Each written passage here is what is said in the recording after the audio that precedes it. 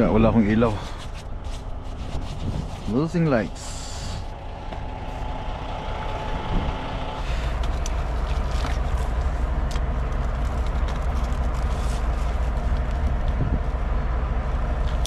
Oh.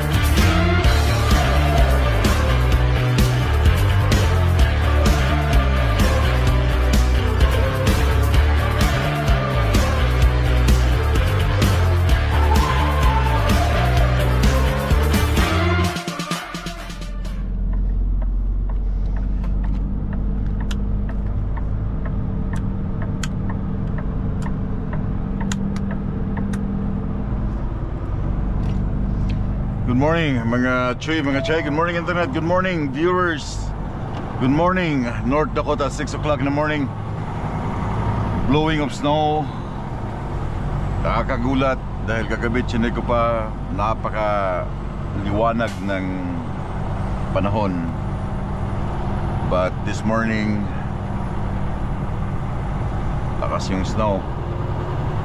So kahapon pala hindi ako nakapasok kahapon. And ang masakit pa dito dahil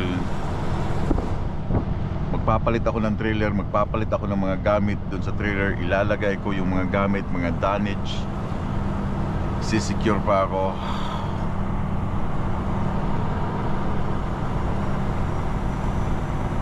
Hindi natuloy kahapon eh.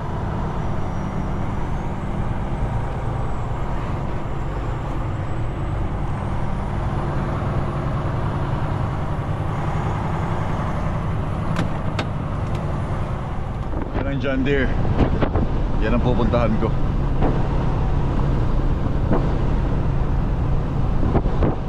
May katabi akong Q-line kaninang umaga. Wala pa pumasok na truck.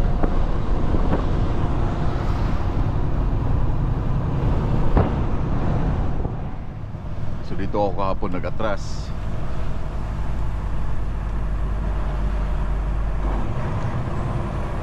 Problema nila dito, wala silang U-turn slot pag once na ma-denied ka sa pagpasok sa loob.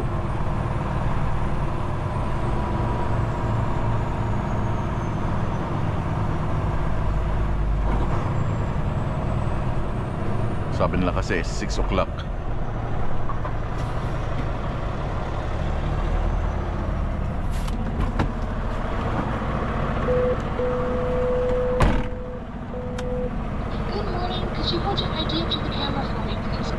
Say again? Could you hold your ID up to the camera for me, please? There you go.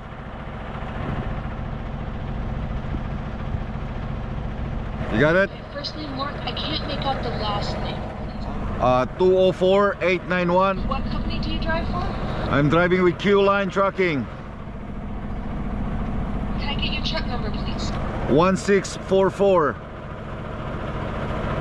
Thank you very much. I'll get the gate open. You have a great day. Thank you.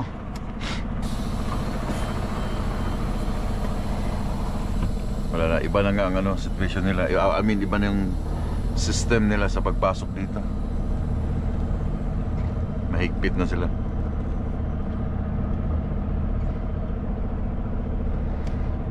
Before, wala, pin code lang, 4 na number, entry ka na doon sa likod.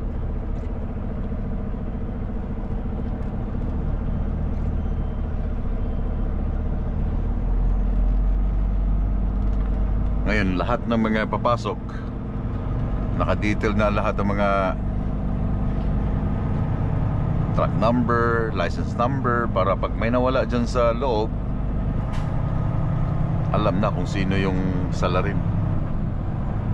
And first time kong uling bumalik dito after 1 year yata, 1 year yata akong hindi nakabalik dito. And then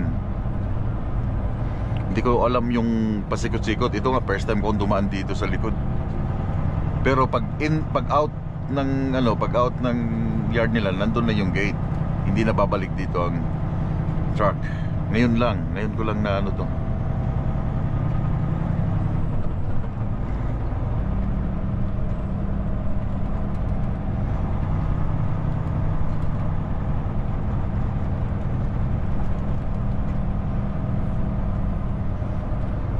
So magsuswitch ako ng trailer na binibigay nila sa akin. 1506.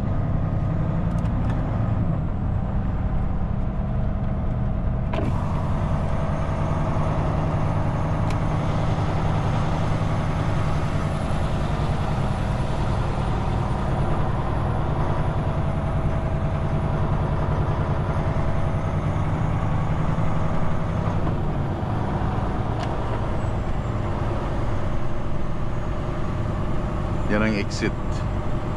So pagka hook up mo oversize, labas ka na agad dyan. Hindi na ako babalik dun.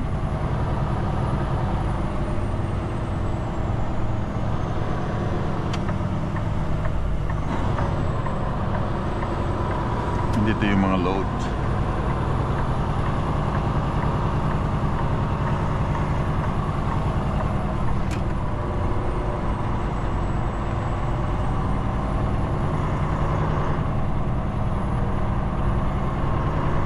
The good thing is meron silang ilaw.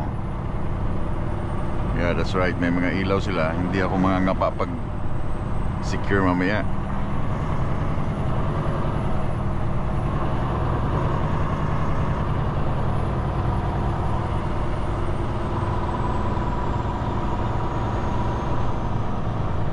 Q-line tracking. Q-line the trailer. Q-line 1506. Tri-axle yun. This one. Is this Q-line? No, it's not Q-line. Tandem yun eh. Yan tandem. Hindi sa amin pag tandem. Try them sa amin.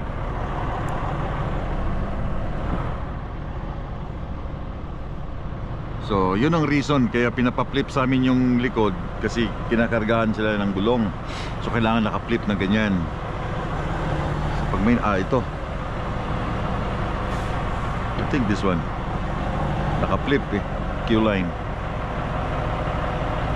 Check.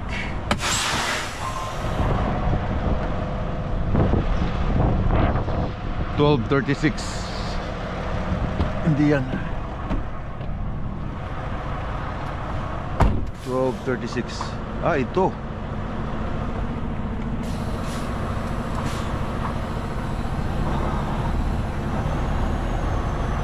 Yeah, ito.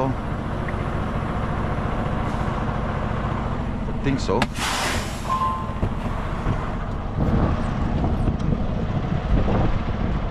Yeah, this one. So ito yung aking bagong trailer. Bago. Nice. Trail King. Oh, good. Ito yung inaalala ko, dapat may lalagyan dito sa loob. That's nice. Yeah.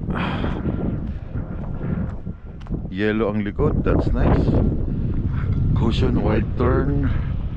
Yeah, ito yung aking trailer mga choy. So ikot ko lang siya, itatabi ko dito para makuha ko yung mga chain ko.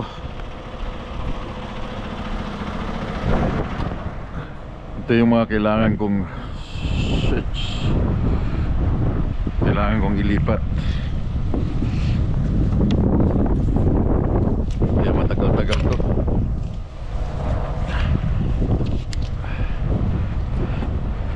Lahat ng mga gamit.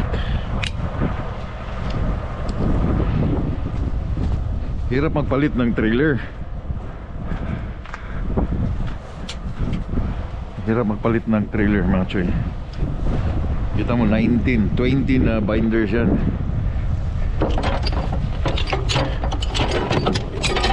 Kailangan kong ilipat lahat.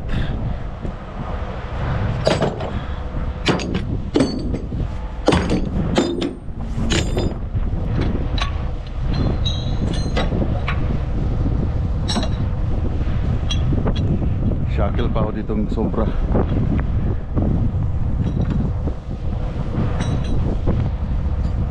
Things now.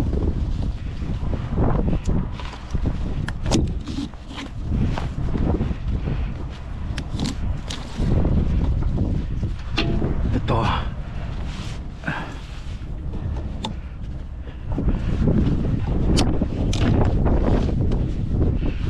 Kailangan mo to. May bibigyan to siya. Ito yung mga ginagamit sa lalim mo. Inipon ko to siya para pag may mga load kaming kailangan ng mga damage, hindi na kami bibili. This is $50 each, guys. $50 yan.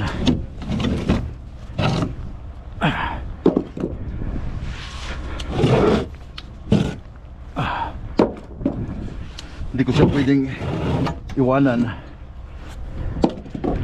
kasi sayang. Ang ginawa ko kasi sa trailer na to, pinawildingan ko siya ng 1/2 inch para sa paghook ng mga gaya nito, diba? Diyan ako nag-hook.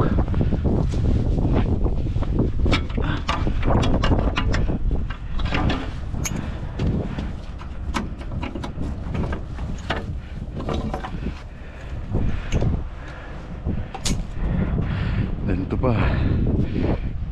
Saan ko lalagay itong board na to? Ayop na yan. Kukunin ko pa ba to? Yeah. Sige.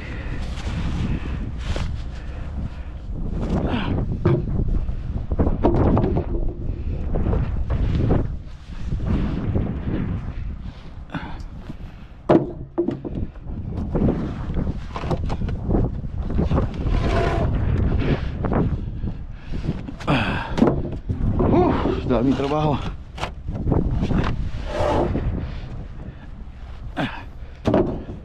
Sign.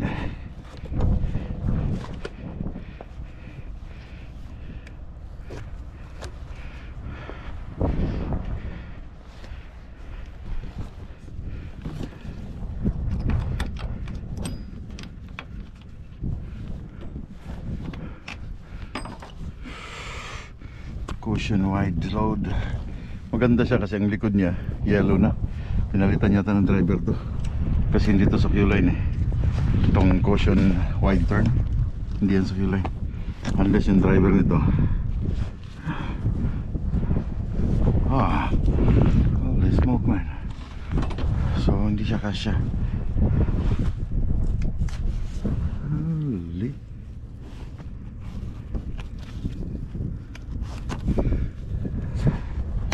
Yeah.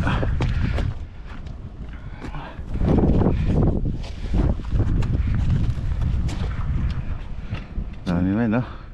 Dami kong tatrabahoin ngayon.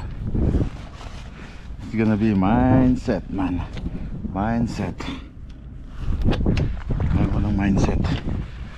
Pag perfecto. Well, kailangan mo ng trabaho eh. Then tiyaga ka. So that's it. So tatanggalin ko na lang yung chain dun sa ano, chain yung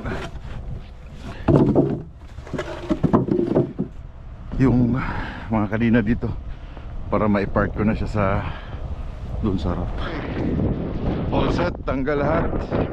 Sisingit ko lang itong mga damage dun sa ilalim kung dito ko sa makalagay. Ito yung iniisip ko na dapat meron siyang ganito, but a good thing meron. May lagay ko yung aking chain, yung aking mga damage dito kasi may mga ibang trailer na flat yan, wala, sarado.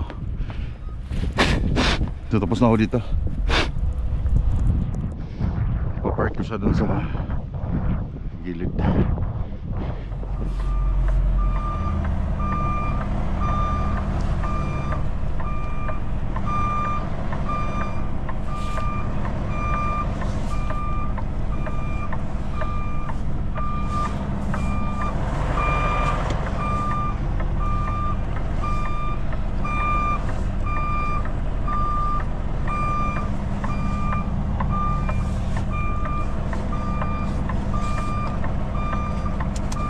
Grabe. Sobra.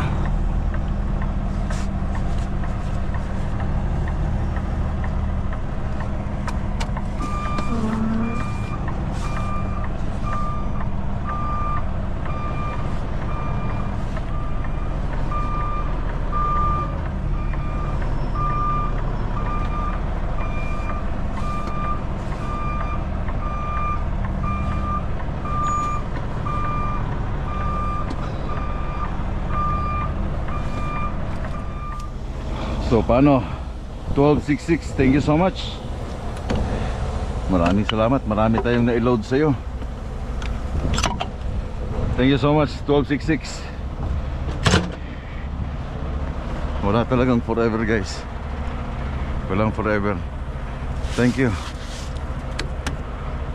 Basa ng aking gloves. So tapos na ako dyan. Hook up ko na yun.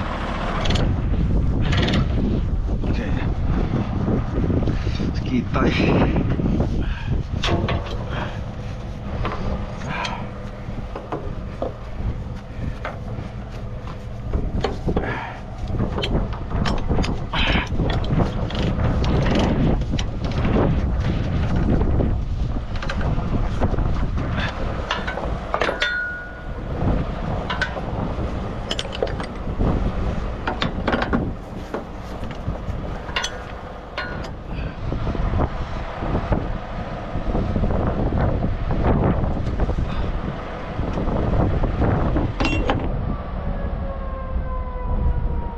guys, may disgrasya na. Yeah. Meron ng disgrasya. Hirap. Bulas. Yeah. Disgrasya na rin. Hindi na mga katakbo ngayon.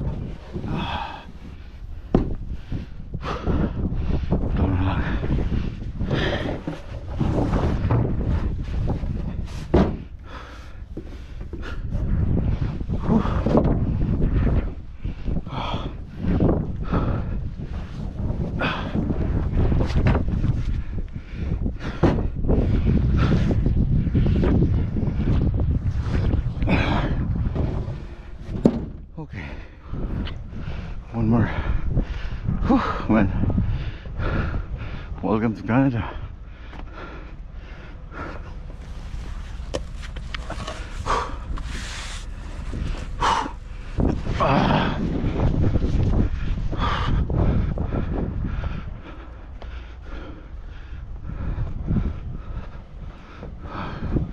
Ngayon doon to. Mindset ngayon to. Dahil naglilipat ako ng trailer. Okay.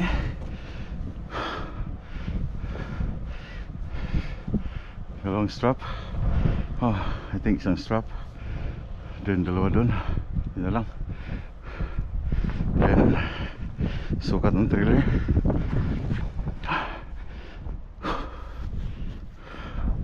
Welcome to Canada, man. The good thing, ito yung maganda, may mga D-ring siya dito. Okay. Then butas na siya dito. You know, pwede ako maglagay ng chain. You know, gaya nito. So hindi na sensya na sa aking ano eh. Ito. So lock up. So hindi na ako problema. Dali lang siya. Mindset lang guys. Mindset. Everything will be fine. Everything will be done today. Gawin mo lang yung trabaho mo. And that's it. Siyempre mo lagi na tapos nito. Pag-isipin mo makakapagod. Pagod talaga. Sulit ka. Diba? That's a good one. Gwapo pala itong ano.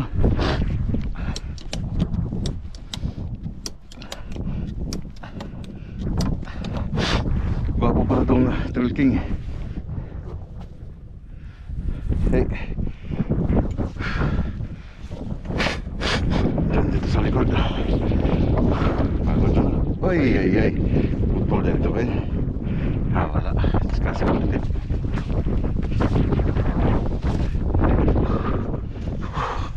Almost done here. Sunset. Okay. That's a good thing, man. That's a good thing. Okay. Basta lang, kahoy bay. Sana lang. Okay guys, anong oras na? Tapos na ako, higpit na lang.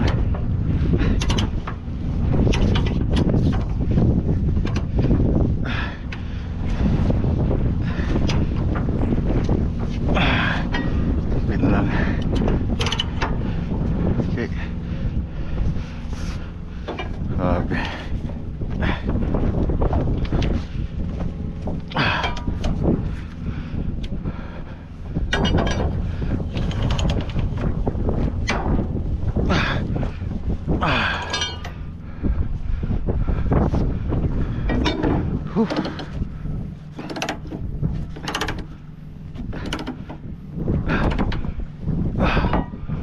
Okay.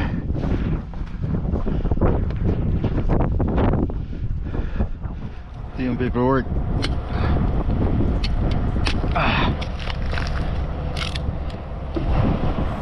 Okay, sabi ko nga sa inyo ay matatapos at matatapos din to. Hindi nga lang siya mabilis, mabagal, pero banayad ba? Everything na in place lahat. Dahan-dahan lang. Nakakahingal, hindi siya madali. Dahil may mga kahoy, may mga mabibigat. Tapos snow. Pero ito yung gusto kong weather eh. Snow. Maano nga lang siya, malamig, pero mas gusto ko siya. Yun nga lang, may mga gamit ka dito na pag once na ilagay mo sa ground at nakalimutan mo na, hindi mo na makikita yun pag natatakpan na ng snow. So kailangan pag may mga gamit ka, ilalagay mo sa deck para kita mo palagi. Ang ano lang dito, pag meron ka ng sariling trailer, napakadalang na ibalik ka dito. Lalo pag may, kasi itong gamit na ina-assign sa iyo na trailer, hindi naman to the next time babalik ka dito at i-drop mo uli at maglilipat. No. May mga situation na i-drop mo yung trailer mo na ginagamit sa yard, then pahatakin ka ng empty trailer papunta dito, swap, pero yung mga gamit mo nandun, lilipat ka na naman. Pero napakadalang yan. Minsan lang pag trip lang siguro ng dispatcher na guluhin ka or ibuisit ka, yun ang gagawin sa iyo. Pero pag may assigned trailer ka na, madalang ka lang makabalik dito sa Valley City. Kasi isipin mo ha, may mga gamit ako dun sa likod, may mga damage, and then yung aking mga chain na mga box inuwi ko muna. Kasi hindi ako sure kung saan ko mailagay eh.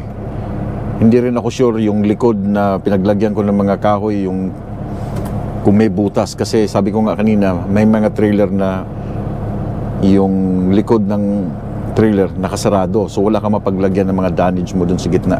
So the good thing, itong aking kinuha, ang binigay sa akin, meron siyang gitna, so malalagay ko lahat yung aking mga damage na kakailanganin. 8 damage yun, plus 6 na nung malapad, plus yung chain na binili na $1,000, no, nung pumunta ako ng Salmo.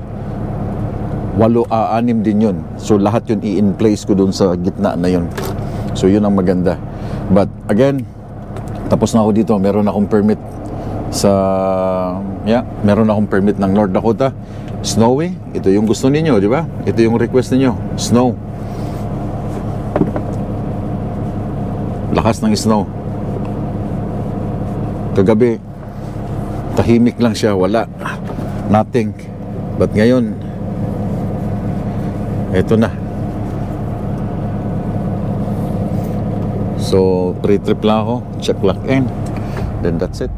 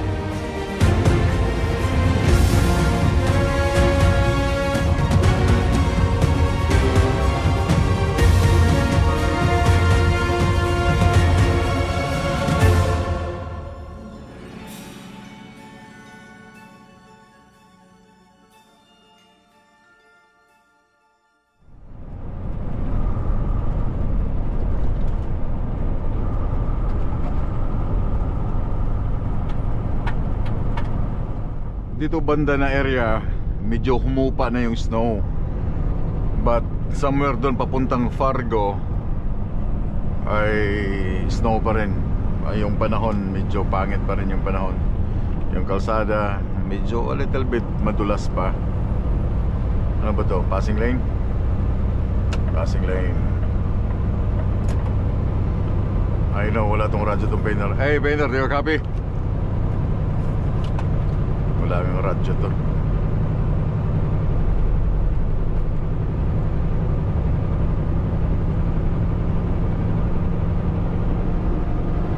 Yeah, puti. Dapat itong mga owner-operator, kahit owner-operator ka, dapat meron kang radyo eh. Kasi hindi mo alam na may problema pala sa likod mo. Kino-communicate ka ng ibang driver, hindi mo alam. Magkano lang yung radyo? $150. Kapital mo ng antina, di ba? Drive ng truck na walang radyo sa truck nila.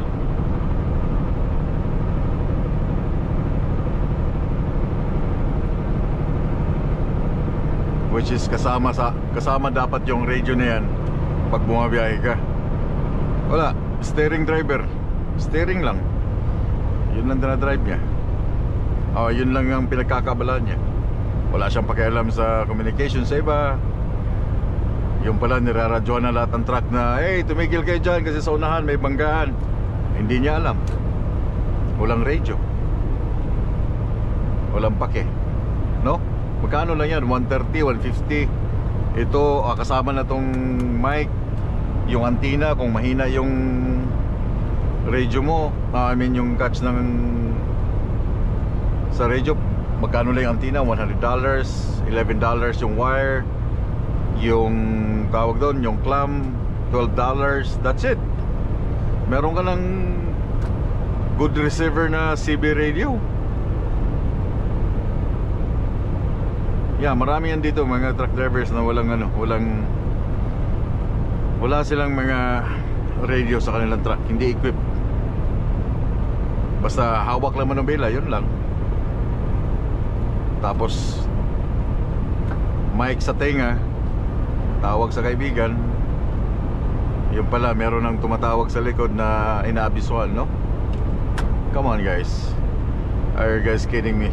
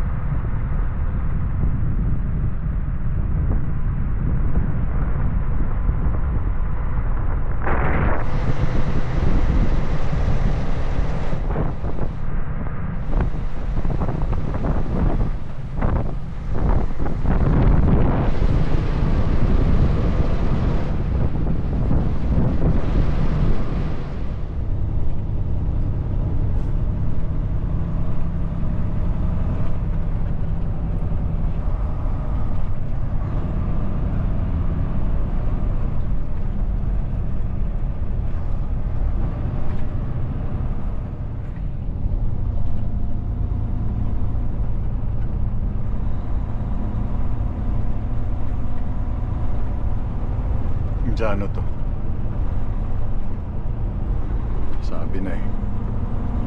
Pag ganyan-ganyan pa ng kamay, oh.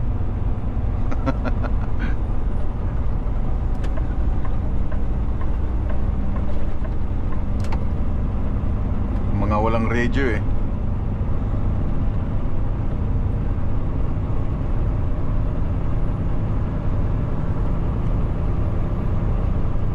Yan po. Yan ang style sa Saudi Arabia eh. Pag ganyan ang kamay, oh. SP, what?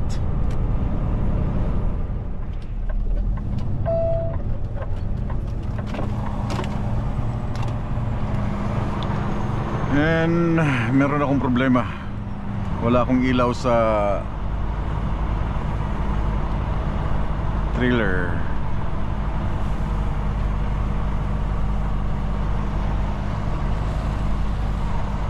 Yes sir.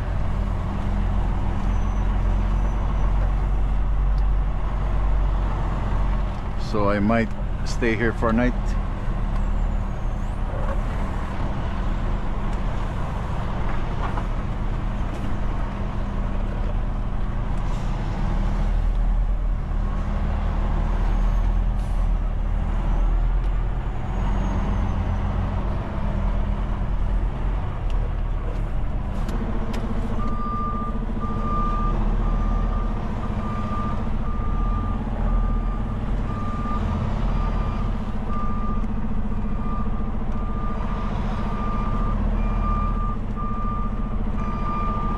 Yeah.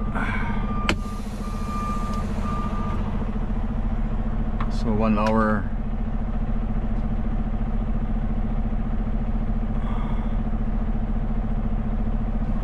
Double check.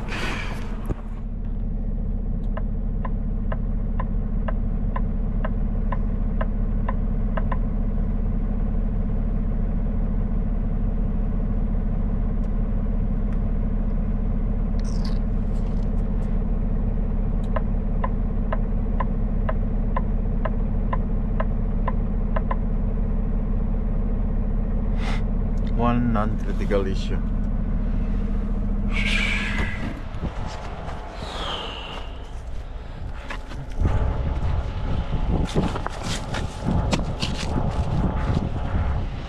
Yeah, wala akong ilaw. Losing lights.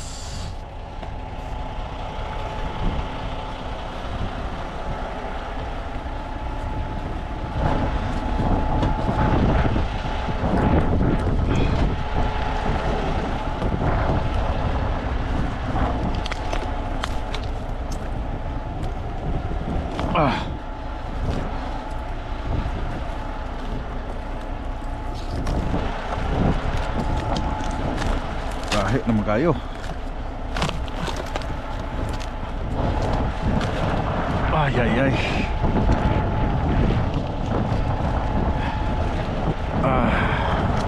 Na. Na.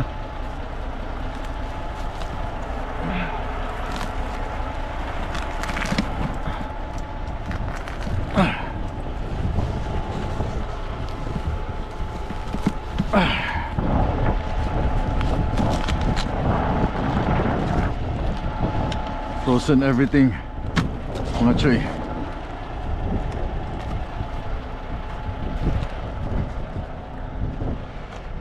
Problema ko ang light sa likod.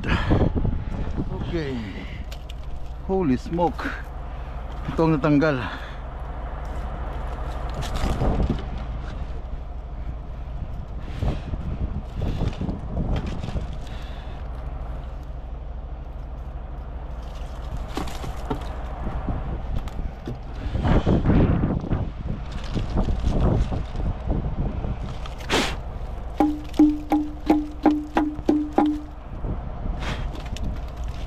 I'm not sure.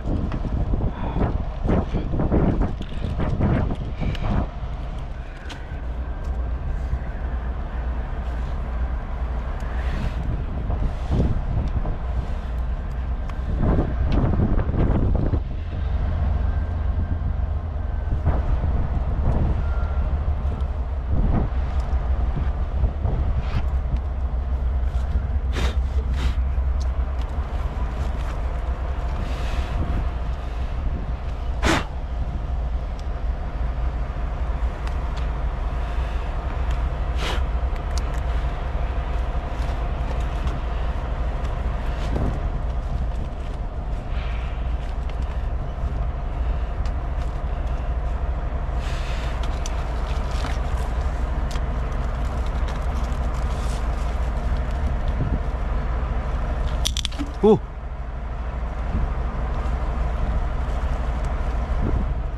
Yun. Ah.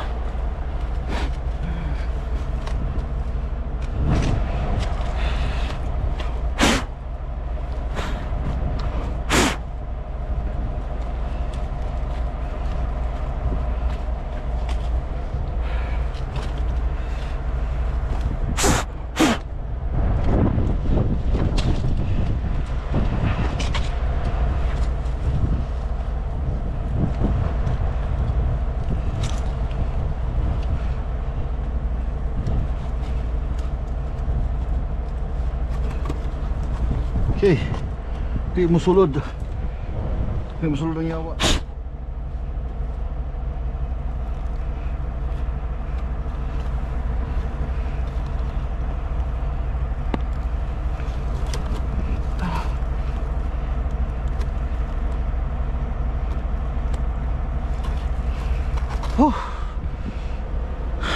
So guys, sulod bay. Hirap pasok.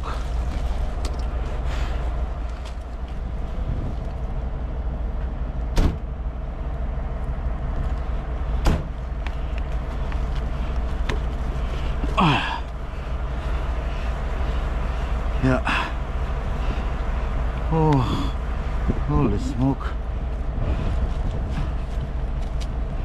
Wala na yung lock niya.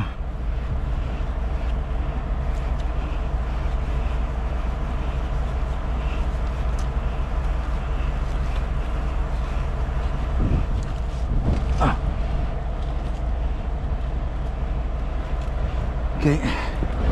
Yan, may ilaw na.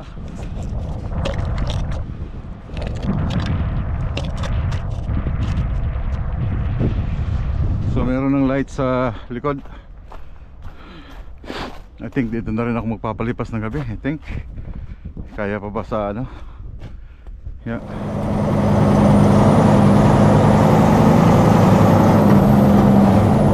Canada.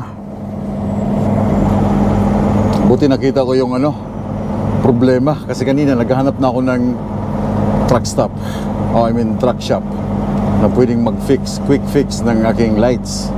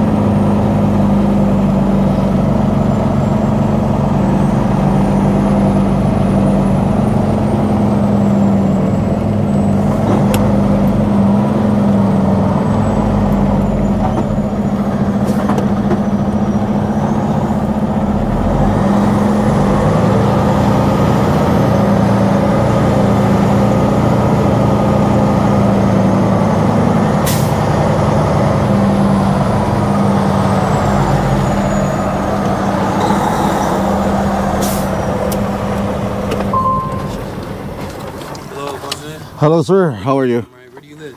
I live in Winnipeg. How long were you outside Canada? Since Monday, yesterday. Say again?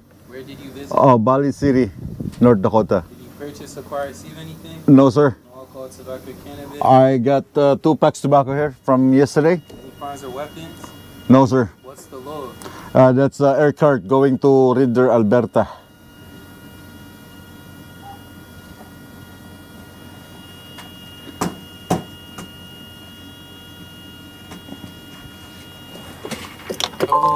Thank you, have a good day. Good night.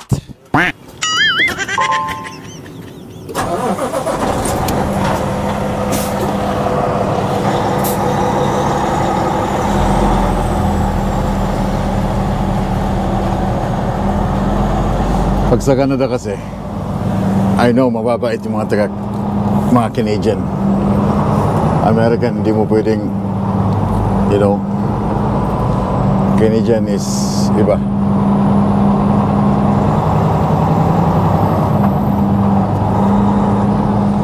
So, welcome back dito sa Canada. So, I'm gonna drive around 15 minutes.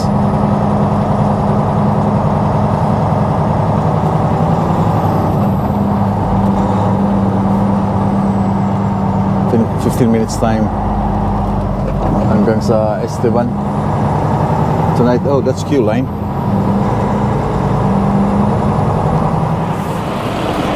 Good evening mga Troy.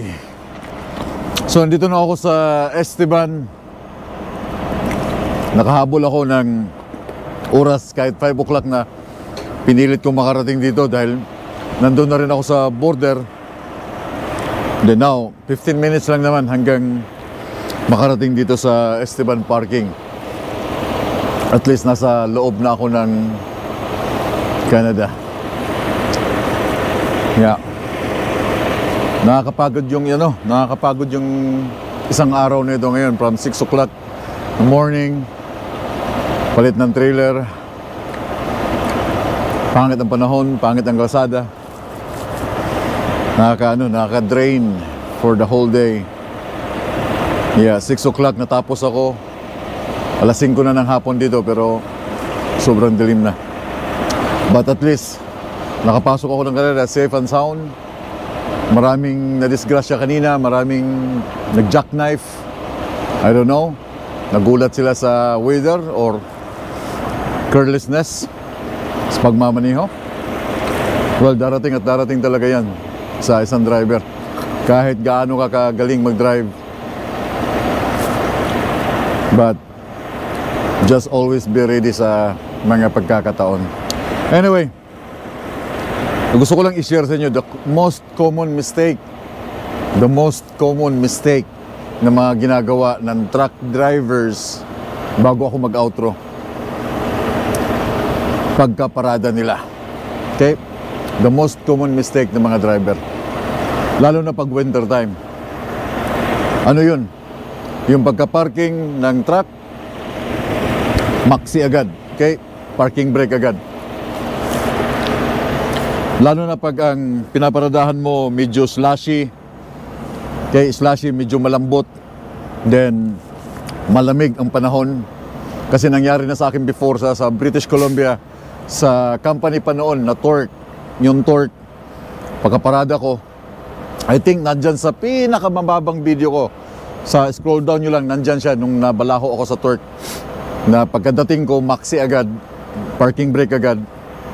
Tapos yung aking pinaradahan ay slushy, ang daming snow. Ito okay lang kasi compact ice, that's okay. Yung ganitong itsura pero slushy siya, yung basa, no? Yung basa siya tapos sobrang lamig. Sa madaling araw, malamig. So anong mangyayari nun? Now, ginawa ko parking brake agad. And then pinatay ko makina. I think that time ang Torque walang EPU. Nagkaubusan ng hangin, naubos ang hangin. So ang ginawa ko parking, hindi ko na siya pinapatigas yung pinatungan ng gulong. So pag slushy masyado, example yung mga ice ay hanggang dito, kailangan mo lang siyang i-play kasi ang gulong mainit yan. Mainit pa yung mga brake drum niyan, mainit pa yung gulong, warm pa yung gulong. Okay? Pag once sinak in yan, sinak ng lamig, isasak niya yan eh. Yung tulo yung moist ng gulong, papasok dito tapos malamig, isasak niya to. Ano ibig sasak? Yung sisip-sipin niya yung guma. Really? Yes, totoo yun. Kasi yun ang nangyari sa akin sa Torque. Sinak niya yung aking gulong sa trailer. Then, nagkaubusan ng hangin, meron pang moist yung mga brake drum, init, tapos lumamig. So, nag-lock yung mga brake drum, no? Nag-lock. So, kahit anong palo mo, kahit anong... hindi ko siya... Ang hirap paluin. But meron technique din dun sa pagpalo na yun. Merong tubo, kailangan ka, merong tubo dun. Titirahin mo lang agad dito. Yung brake drum, kita nyo yun?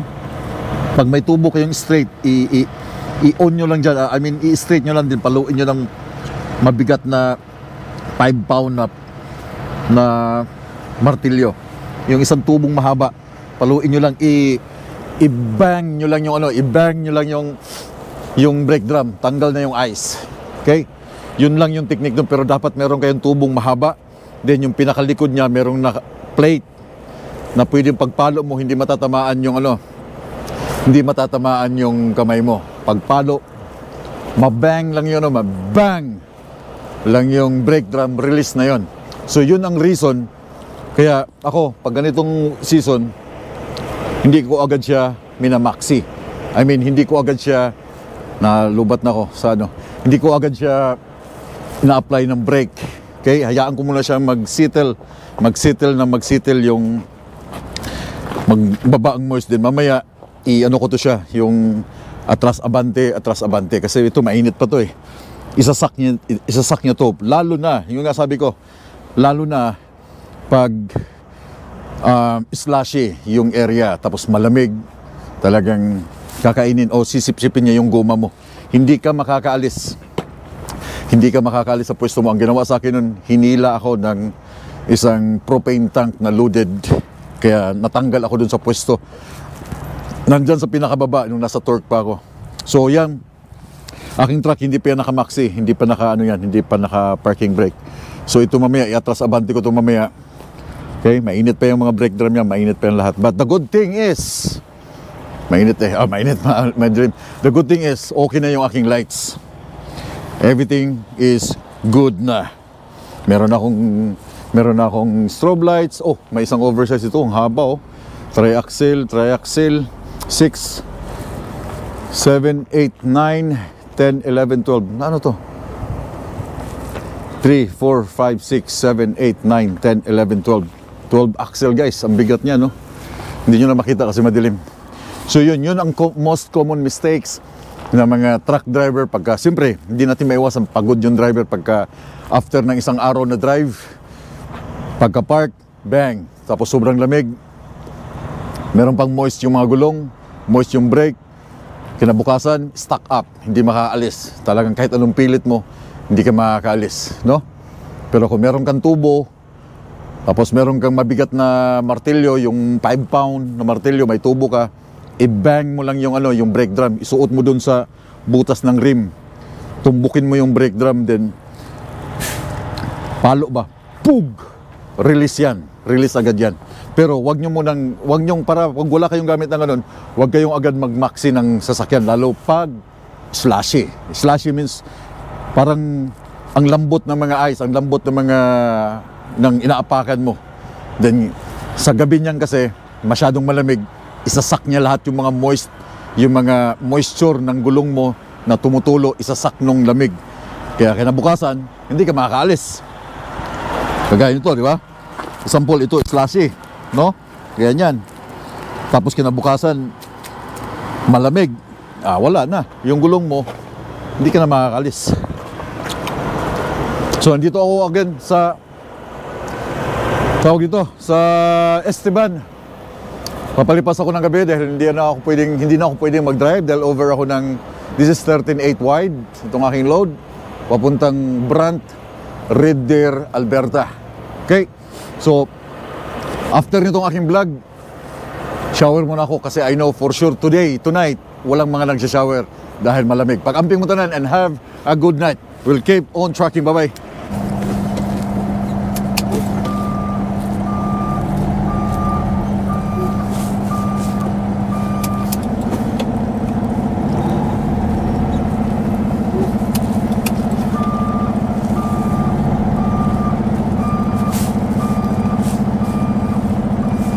Alright, nakasettle na ako. Parking brake.